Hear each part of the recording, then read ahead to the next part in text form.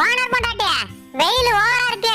விளக்கெண்ணெயில வெங்காயத்தை வெட்டி போட்டு எடுத்துட்டு வாடி. வீட்ல விளக்கு இருக்கு, விளக்கமாறு இருக்கு, விளக்கெண்ணெய் மட்டும் இல்லடி. ஏண்டி வீட்ல வேற எண்ணெய் இல்லையா? இருக்கு இருக்கு, இரு எடுத்துட்டு வந்து தொலைகிறேன். சின்ன வெங்காயத்தை வெட்டி போடுடி, மறந்துடாத. இதுதான் சின்ன வெங்காயம்.